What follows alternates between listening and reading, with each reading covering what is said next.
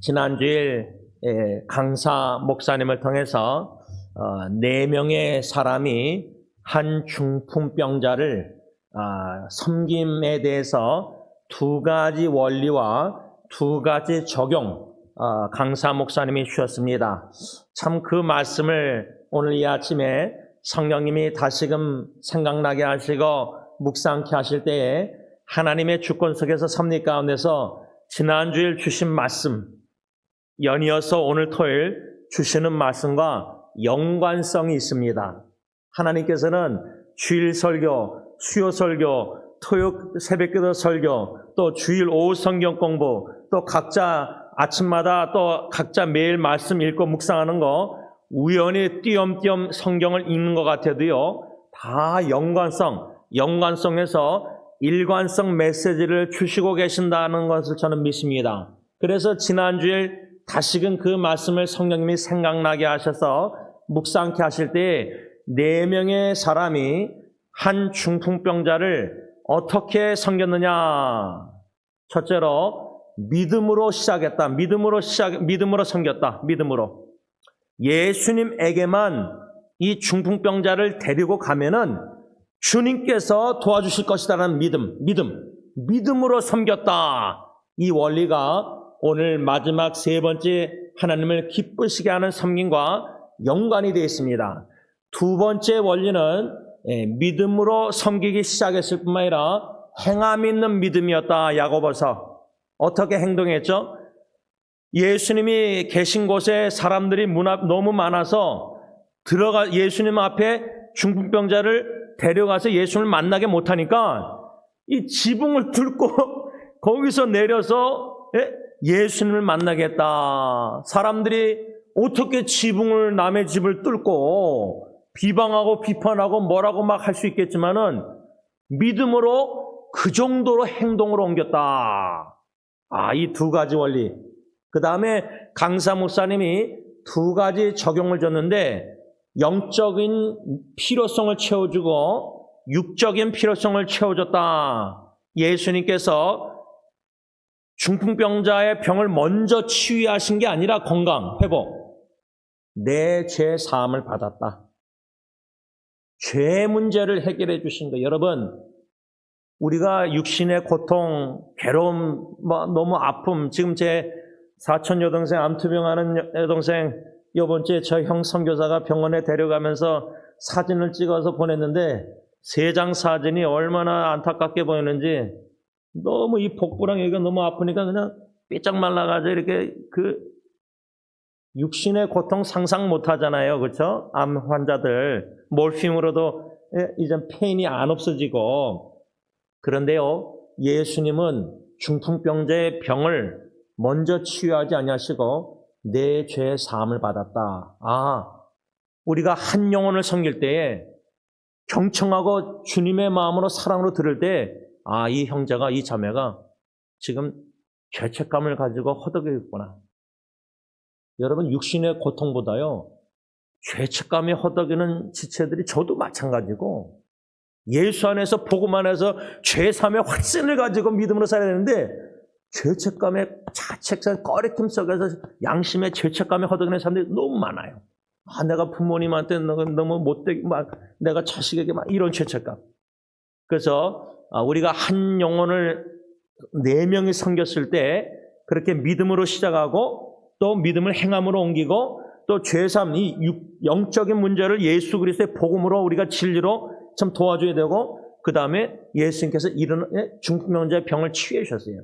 제가 이 이야기를 생각할 때 2 이야기가 적용이 됐는데, 하나는 이제 저와 제 룸메이트 1명이 죽었으니까 이제 6명 남았는데, 그 6명 카카오톡방에 팬데믹 때 한 후배 자매가 너무나 여러모로 어려운 일을 당하는 걸 알게 하셔가지고 부에나팍스 한인 쇼핑몰에서 제 후배 친구 생일날에 자매를 초청해가지고 서프라이즈 하면서 그때부터 6명 카카오톡 남자만 있는데 그 자매를 우리 카톡방에 애드했어요, 제가요. 그래서 그 6 형제가 이 한 자매를 섬기는데 이 한 자매 미국 남편이 예수님을 안 믿어요.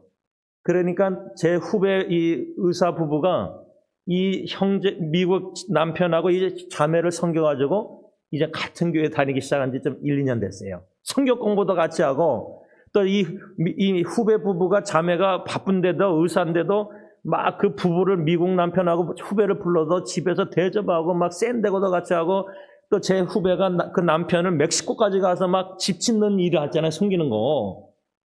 야. 그런데 그게 한 스토리 적용이 됐고 4명이 중풍병자 섬긴 이야기. 또 한 이야기는 우리 영어 예배예요. 영어 예배. 지난주일 제가 영어 예배 사역 끝나고 아니 3시쯤에 예배가 끝났는데 5시 반까지 식사한 다음에 이제 보바 주스 사다 먹으라 그래서 하더니 얼마나 신나게 웃으면서 막 하는지. 예? 그래서 제가 집에 나중에 가서 아내가 영어 예배 때 조셉 전도사님이 주로 비디오 동영상 클립을 짧게 보여주고 설교하는데 비디오를 안 보여주고 설교만 했대요. 그래서 제가 무슨 설교를 했길래 이 친구들이 늦게까지 저렇게 하나 해서 영어 설교를 다 들어봤더니 펠로십, 교제 이야기를 했는데 야 설교 진짜 은혜 받았습니다. 제가. 근데 그 설교를 이 친구들이 받고 주님 안에서 막 그렇게 마음을 나누고 대화를 하는데 친해지는데 4명의 사람이 한 중풍병자 섬긴 거 우리 김성민 주사님 부부의 우리 딸 앨리스 유진이가 졸던하고 민경 이 부부 섬기잖아요. 근데 이 졸던하고 민경 부부가 텍사스에서 온 리베카 자매를 초청했잖아요. 그러니까 지금은 졸던 앨리스하고 졸던 민경 이 세 지체가 이 리베카 자매를 섬기는 모습을 봐요.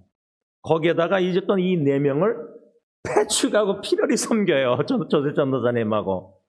무엇을 얘기하려고 하냐면 주님께서 한 영혼 한 사람을 섬기게 하실 때 지난주일 강사 목사님 4명이 한 중풍병자 나 혼자서 1명 1대1로 섬길 수도 있어요. 또 그렇게 하나님이 다양하게 일하시니까. 그런데 4명이 여러분 그 군대 전쟁에서 1명 전우가 쓰러지면 다리 잘라나가지고 총 맞고 쓰러지면 어떡하죠? 그 4명이 이렇게 침대 같은 거 이렇게 해서 이렇게 4명이 해야 되잖아요. 물론 2명도 할 수 있지만 하나님은 한 영혼을 전독해 하시고 쓰러지고 자빠지고 육적으로 죄책감에서 허덕이는 한 영혼을 알게 하실 때 어쩔 때는 부부가 팀이 돼서 섬기고 형제들이 또 협력해서 누가 한 영혼을 아는 사람을 섬기고 이 섬길 때 강사 목사의 말대로 예수님께만 사람을 데리고 가면 우리가 징검다리로 예수님만 우리 자녀가 만나면은 그 영혼을 하나님이 죄사 회개케 하시고 구원해 주시고 육적인 문제도 다 해결해 주시는 예수님이 진짜 솔루션 해결이다. 그 믿음으로 예수님을 믿는 믿음으로 나나 누구나 같이 협력해서 한 영혼을 예수께만 데리고 가면 되겠다. 같이 기도하고 부모가 자식을 위해서도 그렇죠? 지금 다 그렇게 섬기고 계시잖아요. 오늘 마지막 3번째로 하나님을 기쁘시게 하는 섬김은 무엇이냐? 오늘 본문 로마서 14장 23절 의심하고 먹는 자는 정죄되었나니 이는 믿음으로 따라 하지 아니했기 때문이라. 믿음을 따라 하지 아니하는 것은 다 죄니라. 현대의 성경. 그러나 의심을 하면서 음식을 먹는다면 그것은 믿음으로 먹는 것이 아니기 때문에 죄가 됩니다.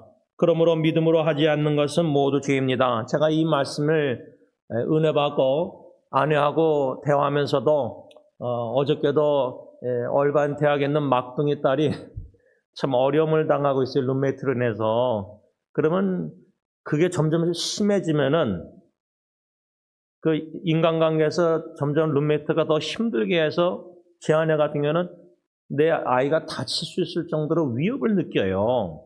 그 정도로 쉽지 않은 어려움을 막둥이가 겪고 있으니까 제가 어느 정도로 어저께 아내하고 식사하면서 바깥에서 대화했냐면 당신이 만약 그렇게 생각하면은 complain, formal complain. 문서를 글을 써서 그 아파트 담당 그 사람에게 정식 컴플레인을 보내라.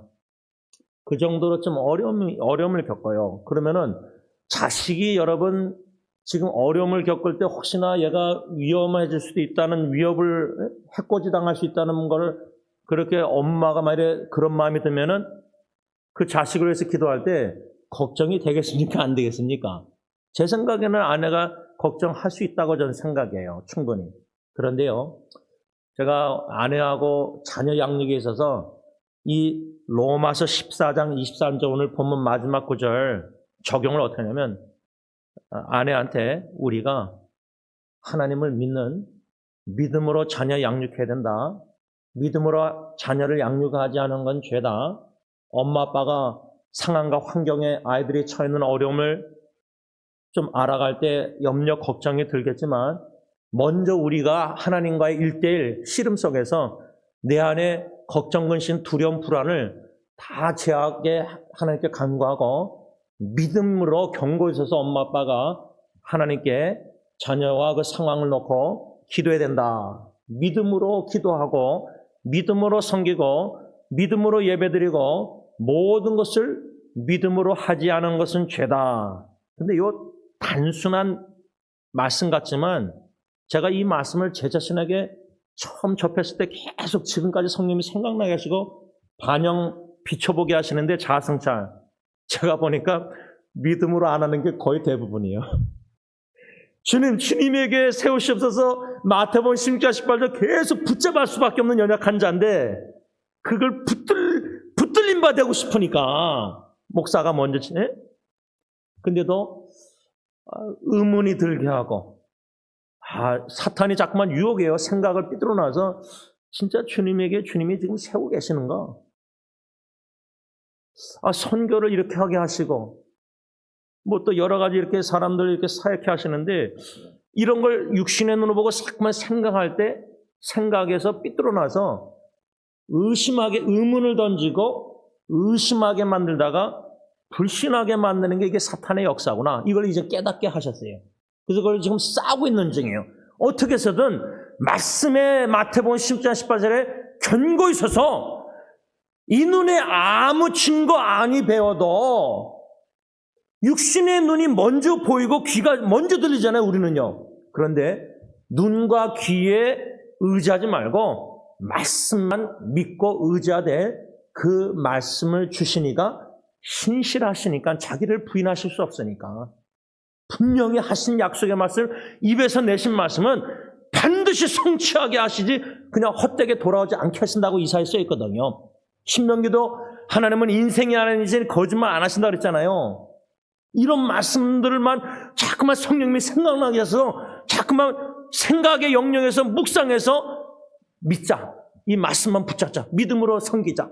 지금 저는 그렇게 자신과 싸우면서 주님의 길을 섬기는 거지 제가 뭐 믿음이 견고해서 여당이 없어서 의심도 안 하고 그냥 불신앙도 없이 의심 없이 막 믿음으로 섬긴다. 저는 절대 그렇지 못해요 지금요. 아마 은퇴할 때까지 계속 그렇게 싸울 것 같아요.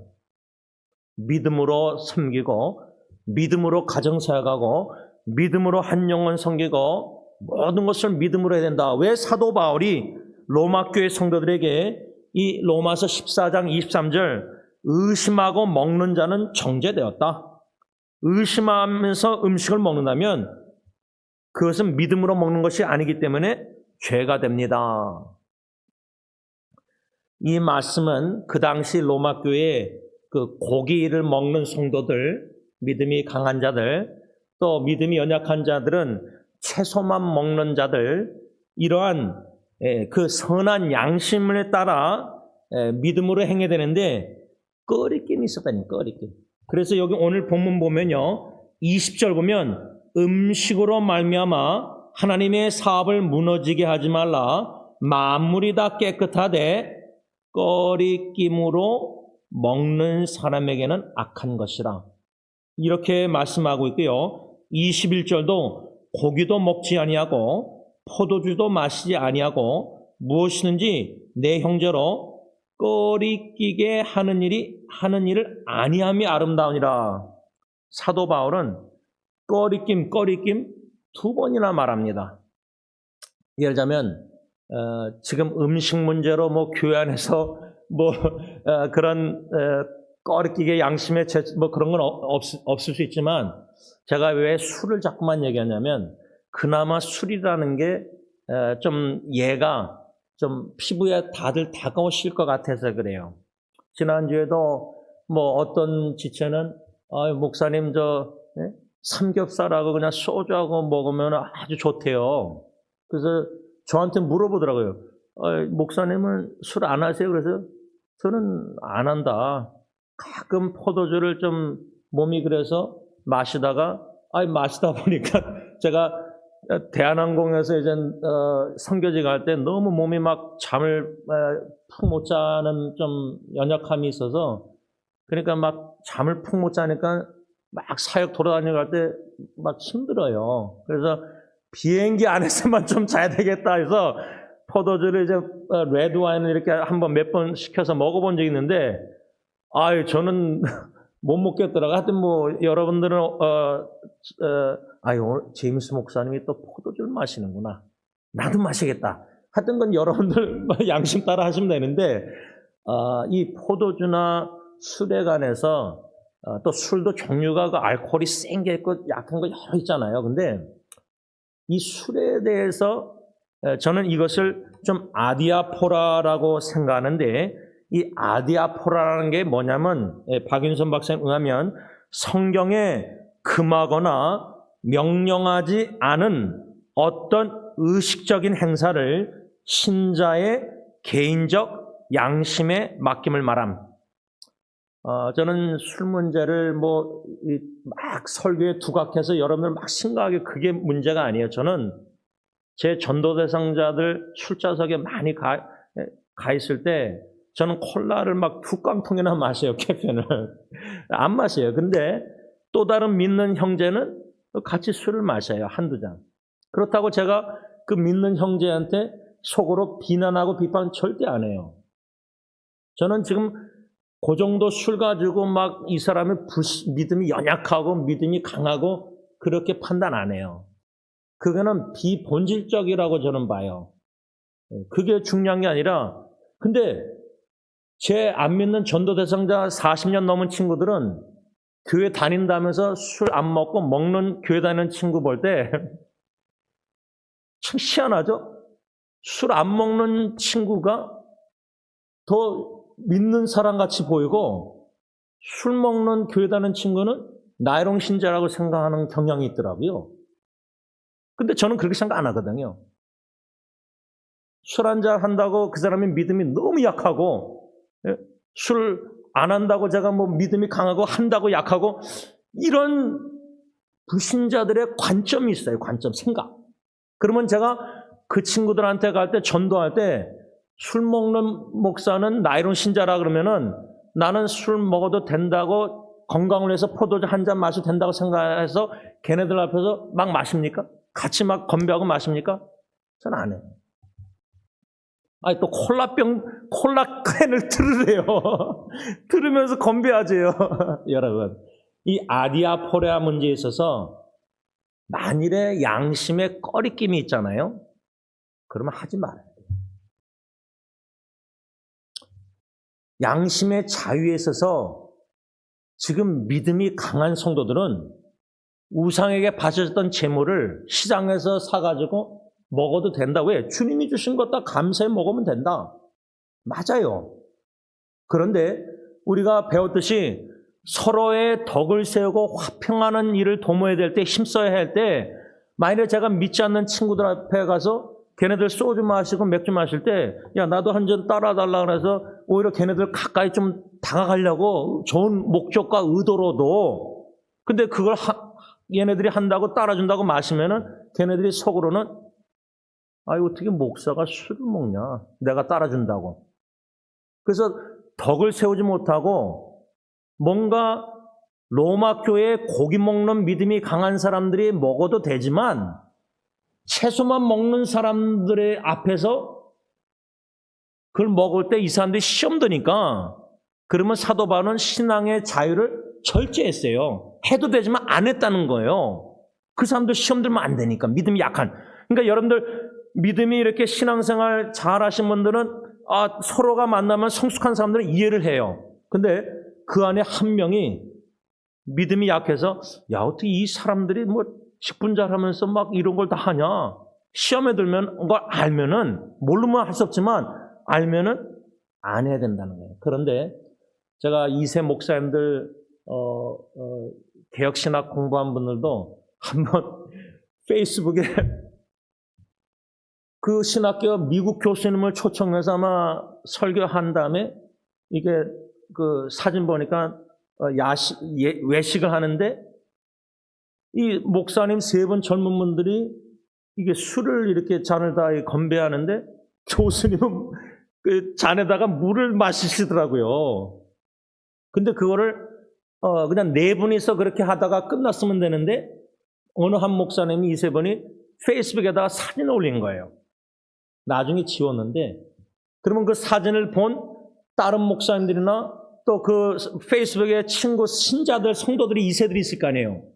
그러면 그분들이 봐서 우리 담임 목사님, 우리 목사님의 친구가 저 어떻게 미국 교수님하고 미국 교수님 물 드시는데 왜 다 저렇게 술을 먹을까? 그걸 어떻게 페이스북에 올릴까? 예를 들자면 여러분들 무슨 의도로 말한지 다 이해하셨은 줄 믿습니다. 사도 바울은 이 아디아포라 문제를 로마서뿐만 아니라 편지에 여러 번 다루고 있는데, 개인 양심의 자유 주님 안에서 고기를 먹어도 됩니다. 아멘. 감사. 그런데 고기 먹으면 어떻게 우상에게 바쳤던 제산물을 먹느냐 하고 믿음이 약한 자들이 시험 들면은 채소만 먹는 사람들에게 먹지 말라는 거예요. 그게 오늘 21절에 고기도 먹지 아니하고 믿음이 연약한 자들은, 그렇죠? 포도주도 마시지 아니하고. 아니, 바울이 디모데에게 포도주 마시라 그랬잖아요, 건강 위해서. 근데 여기는 고기나 포도주를 마시지 아니하고 뭐예요? 무엇인지 내 형제는 뭐예요? 꺼리끼게 하는 일을 아니함이 아름답다. 내가 고기를 먹음으로 채소만 먹는, 포도주 안 마시는 믿음이 연약한 자가 시험에 들면 안 되니까 꺼리끼게 하는 일을 안 하는 게 아름답다는 거예요. 서로 덕을 세우고 화목과 화평을 이루고자.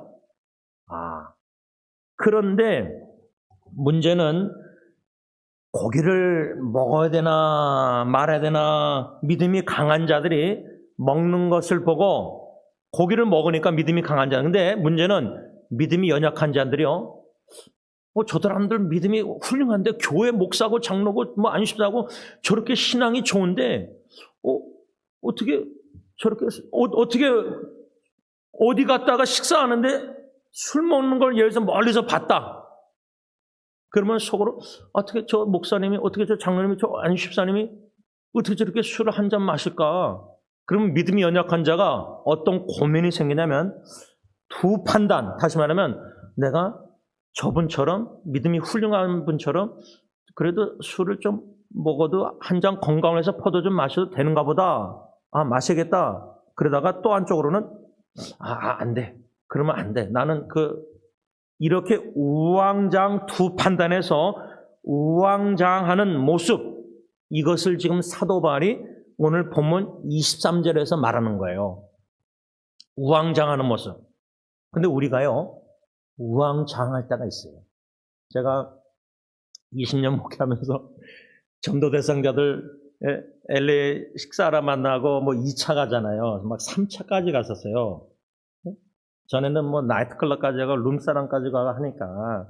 근데 제가 2차까지만 이제 나이트클럽까지도 간 적이 있었어요. 뭐냐면 술 먹다가 2명이 총 맞아 죽었잖아요. 그러니까 제가 운전을 좀 해줬어요. 키를 뺏었어요, 열쇠를.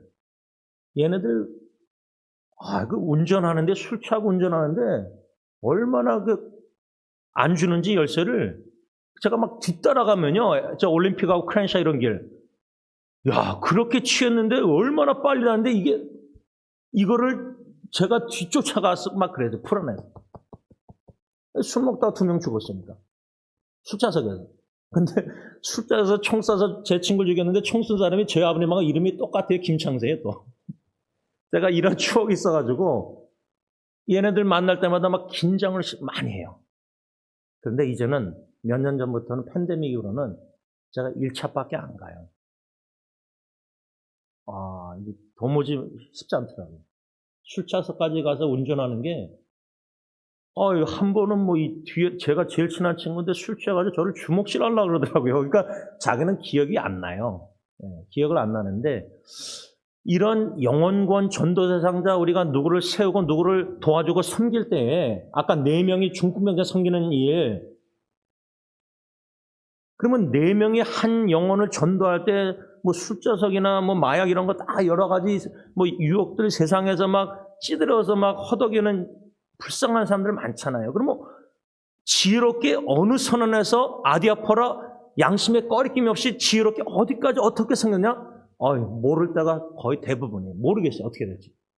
근데 한 번은 술자석을 갔었는데 오래전에 제가 아는 성도님을 만났어요. 만난 게 아니라 멀리서 봤어요. 근데 제가 알기로는 그분도 아마 저를 봤을 확률이 있어요. 왜냐하면 저는 조용해도 이 술 취하면 얘네들이 막 소리가 나잖아요. 크게.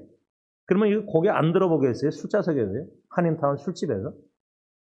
이럴 때는 제가 딱 양심이, 아이고, 저 형제님, 저 성도님 저기 있는데 목사인 저가 친구들하고 술자석에 있는 거 보면은 충분히 오해할 수 있잖아요. 근데 그런 시험에 드는 일은 없었던 것 같아요. 그런데 우리가 한 영혼을 전도하고 섬김에 있어서 이런 양심의 꺼리낌이 없이, 만일에 제가 그때 그 성도님이 저를 봤다는 걸 알고 와서 인사했다면은, 만일에 그러진 않았는데 인사했다면은 제가 그다음부터는 친구들하고 2차까지 가는 거를 상당히 경계하고 조심하고 피했을 거예요. 왜? 갔다가 또 그분 만나서 그분이 만일에 저 때문에 시험 들면은 이건 제 책임이에요, 제 책임. 지금 사도 바울은 믿음이 연약한 로마교회 성도들이, 채소만 먹는 성도들이 고기 먹는 믿음이 강한 성도를 보면서 우왕좌왕 두 판단에서 이래야 되나 저래야 되나, 고기를 먹어야 하나 말아야 하나, 먹어도 되는 것 같기도 하고 먹으면 안 되는 것 같기도 하고, 이게 바로 오늘 23절에 바울이 말하는 뭐예요? 의심하고 먹는 걸 가리켜요. 의심하고 우왕좌왕하는 모습. 근데 우리가요, 선악과를 따먹어야 되나 말아야 되나, 여자를 먼저 공격했잖아요. 뱀이, 사탄이. 여러분, 아브라함과 사라도요, 우리가 수요일날 예배 말씀 받았지만 왜 사라가 믿지 못하고 시험에 들고 웃었고 막 그랬어요? 하나님은 분명히 그 나이에도 불가능한 상황에서도 아기를 준다고 약속했고 75세 때 아브라함 나이에 25년 후에 100세 때 줬잖아요. 근데 85세 때, 남편 85세 때, 사라 75세 때 의심했잖아요. 하가를 해서 이스마엘 낳았잖아요. 그러니까 하와도 공격당하고 마귀 유혹에, 사라도 유혹당해서 여자들이, 왜? 말씀은, 약속은 남편 아브라함 아담에게 주셨거든요. 그래서 에베소서에 남편들은 아내를, 교회를 예수님이 사랑해서 양육하라 그랬잖아요. 그럼 우리가 말씀 받고 아내한테 말씀을 먹여야 되잖아요. 영적 교사로서 집에서. 그래서 아내도 말씀에 견고히 서 있게 해줘야 되잖아요. 남편이 영적 지도자로서. 근데 사라가 불신앙, 웃었어요. 그러면 이거는 사라가 아브라함 남편에게 하나님이 75세 주신 약속의 말씀을 의심한 거예요. 의심. 그러니까 우리가 의심한다 할 때 야고보서도 믿음으로 후하게 해주시는 하나님께 지혜를 구하라 그랬지, 두 마음을 품지 말라 하는데, 이 두 마음이 의심이란 뜻이에요. 의심. 의심은 두 마음을 품은 거예요.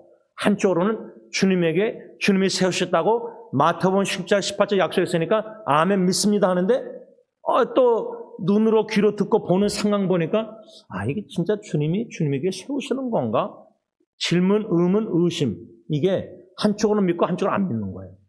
자녀 양육도요, 주님이 내 자녀들 영혼 구원해 주실까? 아멘 믿사오니 믿음 충만할 땐 그러다가 자식들이 막 또 말 안 듣고 뭐 더 영적으로 강팍해지는 것 같고, 내 믿음의 눈으로 보면 부모가 단단해지고 교회 나올 기미도 안 보이고, 그러면 주님이 기도 응답 안 하시는가? 두 마음으로 갈라진 거, 우왕좌왕하는 혼동 상태. 이게 바로 오늘 23절에 의심하고 먹는 거나 마찬가지라는 거예요. 이것은 다 죄다. 그 말이에요. 말씀을 좀 정리하고자 합니다. 두 마음을 품는 거, 일편단심 주님만 믿고 주님만 바라보고 주님만 섬기고 주님 걸어가신 좁은 길을 걸어가면서 주님처럼 섬김을 삶을 살아야 되는데 겸손히 영혼을 사랑하는 마음으로. 근데 사랑하는 마음도 들다가 그분에게 상대방에게 상처 입으면 또 막 미워하는 마음이 든다? 그건 두 마음 품은 거예요, 두 마음. 근데요, 우리가 이런 의심이나 두 마음을 오늘 하루도 이제 살면서요, 심지어 예배드리고 설교하고면서도 두 마음을 품을 때가 있어요. 심지어 식구들을 기도하는데, 혼자 기도하는데 믿음으로 아멘 했다가도 또, 기도 끝나고 나서 이런저런 급한 연락 받아서 또 뭐 큰일 터지면, 무슨 어려운 일 터지면 자식들 가운데 또 마음이 불안해지고 걱정하면은 또 이게 마음이 갈라져요. 이런 두 마음을 품는 우왕좌왕하는 이런 모습, 이래도 되나 저래도 되나 그러지 말고 믿음으로 행하라는 것은 일편단심 한마음 주님 믿는 마음으로 주님께서 믿음으로 행하라, 믿음으로 먹으라, 의심하지 말라. 그러면 믿음으로 먹고 믿음으로 마시고 믿음으로 모든 일을 믿음으로 행할 때 하나님을 기쁘시게 할 수 있다, 그 말입니다. 기도하겠습니다. 사랑해 주님, 믿음이 연약하여 상황과 환경과 사람들을 바라볼 때도 연약하여 믿음이 흔들릴 때가 있지만 저의 경우는 제가 제 자신을 바라볼 때가 제일 믿음이 흔들립니다. 그런데 믿음의 주여 온전케 하시는 예수님을 바라보라는 히브리서 말씀이 은혜가 됩니다. 나 자신을 육신의 눈으로 바라보고 생각하기보다 믿음의 눈으로 주님만을 바라볼 때 예수님의 십자가의 죽으심과 부활하심, 지금 하나님 우편에서 나를 우리 위해서 기도해 주시고 다시 오실 예수님의 재림을 믿음으로 바라보고 생각하고 묵상할 때 소망이 생기고 힘이 나고 오뚜기처럼 다시 일으켜집니다. 근데 환경을 자꾸만 육신의 눈으로 보는 대로 살면은 의문이 들고 마음이 자꾸만 이랬다 저랬다 그 우왕좌왕 혼동 상태에서 우왕좌왕하는 자신의 모습, 그래서 좌로나 우로나 자꾸만 치우치는 모습 봅니다. 주님만 바라보고 십자가의 길을 나 자신을 부인하고 내게 주어진 십자가를 달게 지고 선한 목자의 음성만 듣고 다른 음성은 듣지 않고 그 한 길을 걸어가야 되는데 다른 길이 자꾸만 보일 때가 있습니다. 주님 차단해 주시고 주님 걸어가신 길만 주님만 보이게 하셔서 모든 우리의 섬김의 삶이 오직 주님께 초점을 맞추고 집중하고 주님과 친밀한 교제 가운데 주님께서 믿음으로 행하라고 하였사오니 믿음으로 순종하고 아멘하고 믿사오니 하고 주님이 문을 닫으시면 또다시 열어주신다는 사도행전 10장 말씀을 믿고 또 기다리고 또 이렇게 믿음으로 모든 일을 행함으로 하나님을 기쁘시게 함으로 믿음에 통하여 하나님의 영광이 더욱더 드러나게 해 주시옵소서. 예수님의 이름으로 감사하며 기도를 올리옵나이다. 아멘.